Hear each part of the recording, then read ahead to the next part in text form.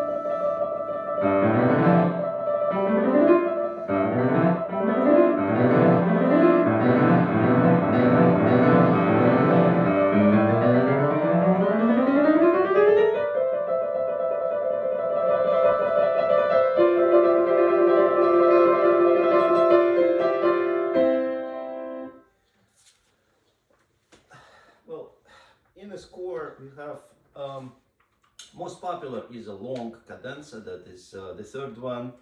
That is you can find. I was using the edition of Kulak, and he that's the most popular and the most often performed cadenza. There is a short second cadenza, and there is the first one that was original. It's written by Beethoven, but it was not finished. So this is the one that I use, and I take a liberty and I modify it a little bit. Like for example, at the opening of this cadenza, I modify slightly the runs, and I take a liberty. I don't play it with one hand, but I play it martellato way.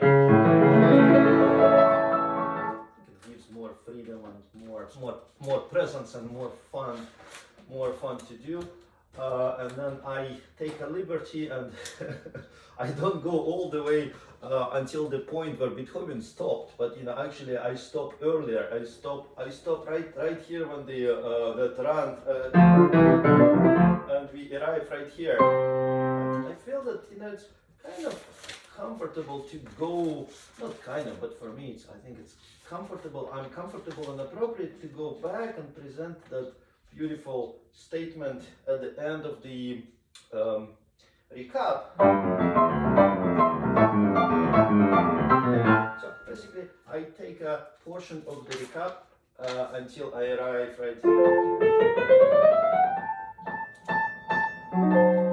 From this point, I go to Kulak's ending.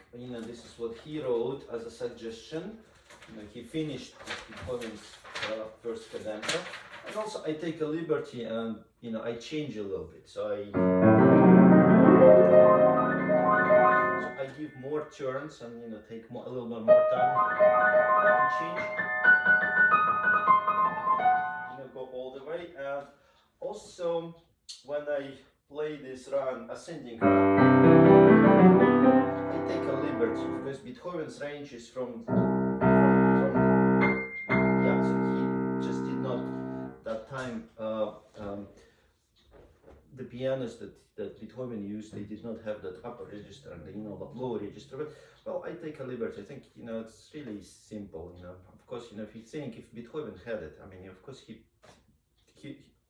was going to use it. So I go all the way to that highest C, and since we have one glissando in the beginning, I employ another glissando from this, and it's a lot of fun. And it's always effective for the audience.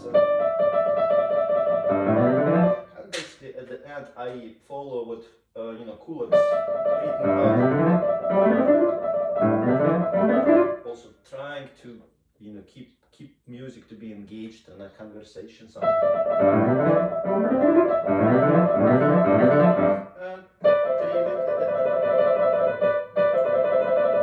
well, in Kulak's edition, of course, the trill is well, it's not like I cannot play double trill. I can, but I feel what's the reason to suffer? When you can play it martellato way.